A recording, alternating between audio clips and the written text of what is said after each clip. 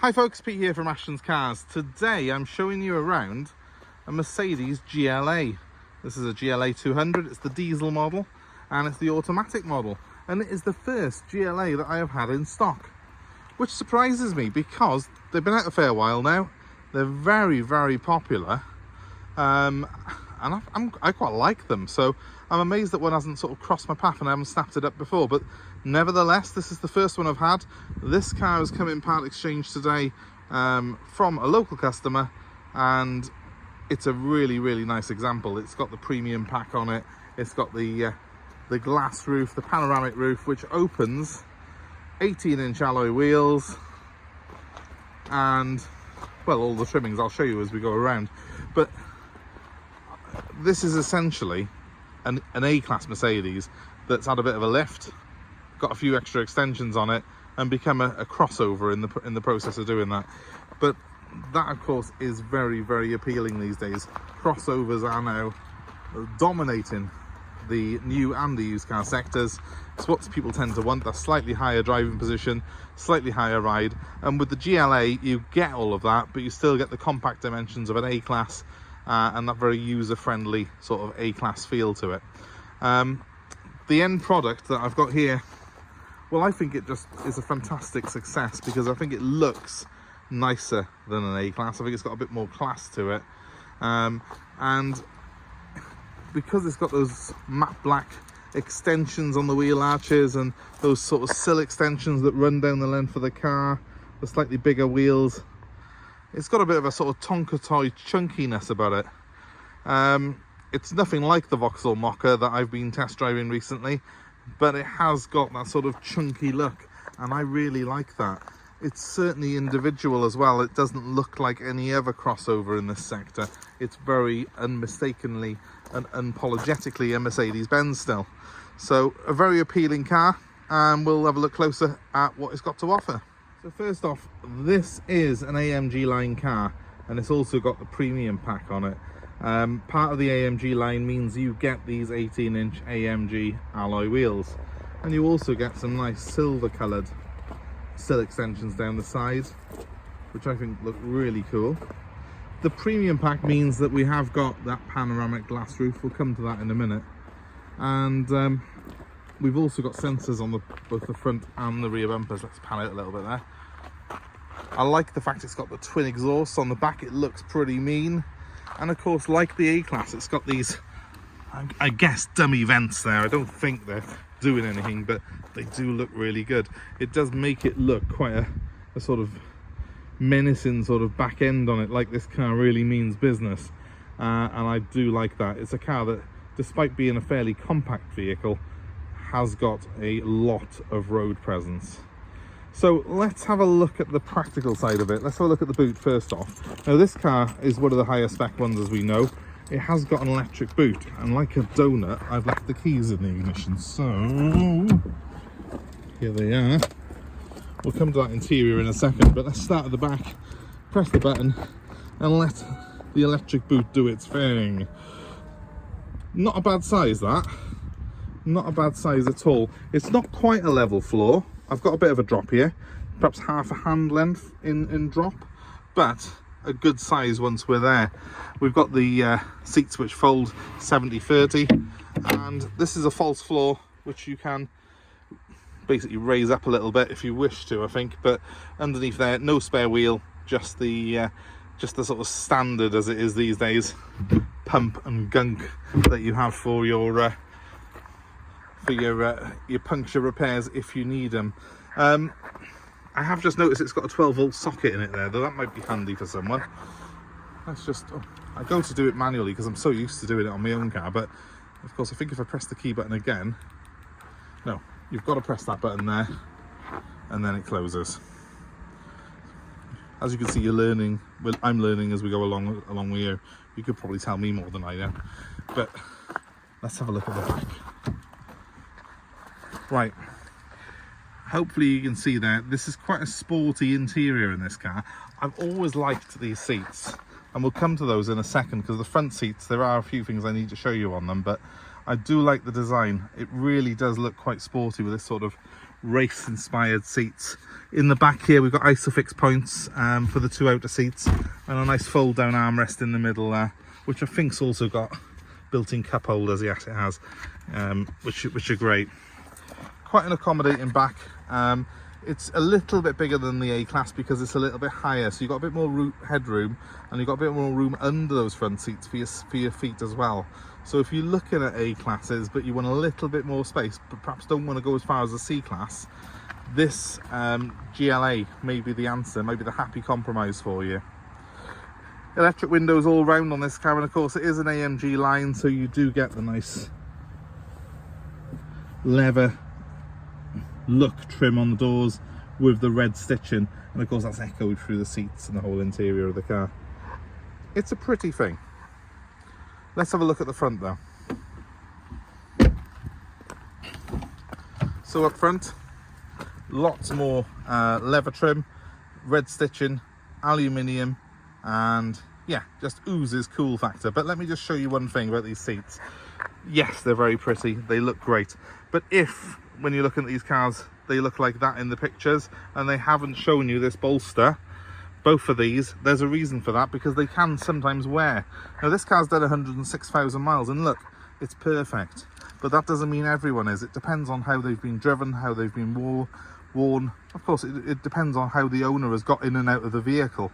If they've dragged themselves out of it, this will show signs of wear, so beware of ones that are not showing you that seat or that area in the seat. It's probably for a reason, it's probably cracked. But yeah, this one's in good condition. The dashboard on it I think's really pretty, and we'll get in behind the wheel and have a proper look at it in a second. But I do like the mix of materials, and yeah, even though that's probably not proper leather, it has got a leather feel, and the red stitching certainly adds an air of class to it.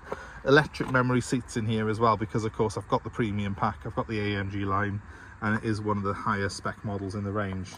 But also, look at the roof.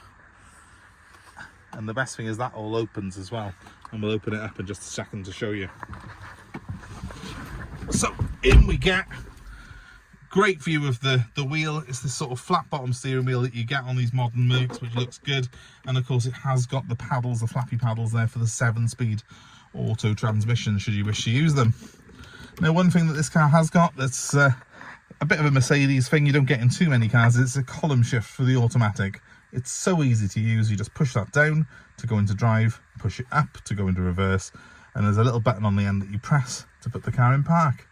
It couldn't be simpler, and it does free up space in this center console, so as you've got room to store a bottle or drinks. In fact, you've got 2 cup holders by here, you've got a bottle holder by here, you've got a little bit more room there for storage of coins, plus your 12-volt socket. There is plenty of space in this car. Inside here there are more USB sockets again, and yeah, the whole thing is very, very appealing inside. Plenty of space, considering it's one of the smaller crossovers in the Mercedes range. It's quite surprising how much room it's got inside of this car. Let's start it up. Have I left the wipers on? Let's find out.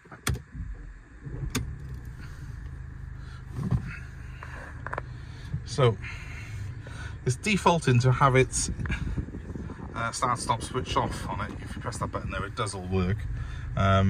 The previous owner I think wasn't a fan of the start stop, so they disabled it for whatever reason.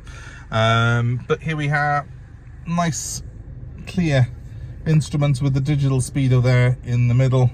But if I put it down there, you can see 106,000 miles is the mileage of this car. What's it been doing to the gallon? It's got 100 miles left on it. From reset, 39.7 miles per gallon. I reckon, I do know the previous owner used it quite a lot for local driving. I would have thought you'll get 45 plus the gallon out of this on a run, so maybe even 50. So it's pretty good for a crossover style car.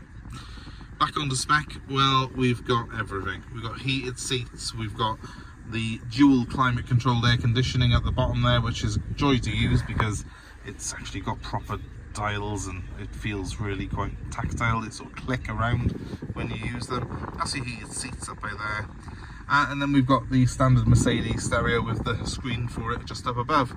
Has it got navigation? Yes, it has. Wow. So I've got this sort of iDrive system here, which allows me to select things on there. Let's just go to map to show you what it looks like. It's loading. There we go. So that's what the maps looks like on it. Quite a decent sort of spec, I think. There we are. I've just zoomed it out to make it look a bit cooler for you. I do like the way these dials are as well on this car. I will say I really like the feel of them. They've got a solid sort of feel. They are the same items that you get in the A-Class, but I do like them in that car, and I like them in here as well. I don't know if it's just my imagination or because I've got this big glass roof above me, but I do feel like there's a bit more room in here than there is in the A-Class. It does feel a bit more spacious. Maybe I've just lost weight, who knows. What we will do though is we'll pull this roof back now, shall we, and have a proper look at it with the roof back. Before we do that, be aware it has blinds which come across like so. Looks nice, isn't it? So let's pull them back, show you everything, and then another flick of the switch will pull the actual roof back in one. There she goes. Oh, fresh air, beautiful. And that comes back like that. I think you can actually pull that back a bit more. That's it, like that. You can just have it open like that. But looks really cool, doesn't it?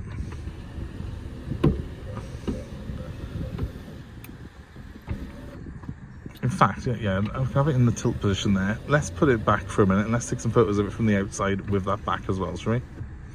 I think that's the cut position that it tends to default to when you push it back first. Looks really good, doesn't it? So yeah, memory seats both sides as well. That's something that a lot of the times you find that these cars have electric seats, but it's only for the driver, and then your poor passenger is left with just a manual adjustment, and feels like they've been sort of left out a little bit from the luxury goodies department. But not a Mercedes. We've got full memory seats on both sides, very nice sort of trim. All this switchgear feels like it's good quality, and even things like the door cards, you know, the plastics are quite soft to touch on all of the dashboard, the door cards. Really nice finish here on this trim. Look at that, it is proper aluminium trim. That, can you see that? It's just got the right level of sort of quality and feel to it without looking too blingy, if that makes sense.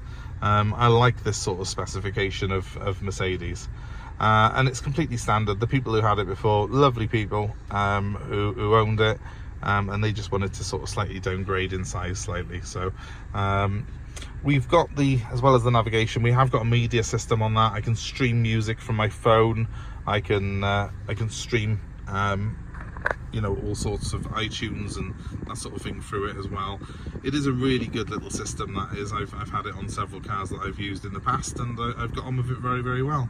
And the trip computer is the usual Mercedes item, which has got absolutely everything and tells you everything short of what you had for breakfast on it in that centre display. Instruments, very clear, very easy to read. Let's give it a rev. Soft limiter at 2 and a bit thousand, but hey, that's what they've all got these days. But I think as diesels go, it's quite a smooth and quiet item, that is. Now let's just have a final look around the outside, and I'll leave it running this time. I'll turn those lights off, I think, as well. I'll leave them on auto mode. I think that leaves them on the daylight running.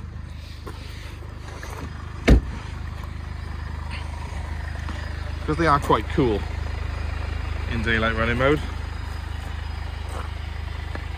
But there you have it, guys. Certainly a very modern Mercedes, and one that I find very, very appealing. I do like the glass roof on this particular one as well. Bear in mind, not all GLAs will have this level of equipment. This one is a particularly high spec. It's done 106,000 miles, but as you can see, it's been very, very well looked after. And if you're in the market for a car like this, well, give me a call. My number's 07932 873 646, and this one is coming up for sale with us very, very soon. So keep an eye on our listings, or just give me a ring on that number. I'll give you that number again, 07932 873 646. I think this car is going to be snapped up pretty quickly, because it is a real eyeful of car, and we do very, very well with these crossover style cars, and indeed with Mercedes-Benz products in general. And of course, if you've enjoyed this video, please give us a like, give us a share and subscribe to our channel. You'll see in the description of this video a full listing for this car I've written down for you to give you a bit more idea on the spec, because I'm always going to miss stuff out when I'm doing these. But yeah, if you're interested in a car like this, I don't think you'll find a better one. I've just remembered I've not shown you one of my favourite features. So I'm just going to jump in behind the wheel before we go and show you that when I put it into reverse, and this is how you do that, you've got a really good reversing camera. If it looks like it's flickery, that's because of my recording equipment. You don't just have the camera though. If you look above it, those are sensors at the front of the car, and I've got parking sensors front and rear. So if I do back it up now, you will hopefully see the Lexus coming into view, and it will start beeping at me. There we are. And if you look in my rear view mirror, you can see the red lights there in the rear. That's to tell me I'm too close to an object. It is pretty foolproof. They don't start beeping on these Mercs until quite late though. But between the camera and the sensors on the front and the rear of the car, it's very, very easy to maneuver and place. So hopefully you didn't think I was going to crash then, did you? Have some faith, guys. So a very, very appealing car for a whole load of reasons, but I hope it's been of interest to you anyway, and thanks for watching. As always, keep an eye on our listings, and please give us a like, give us a share and subscribe, and hit the notifications please. It really helps us out a lot when we're running the channel. Bye for now.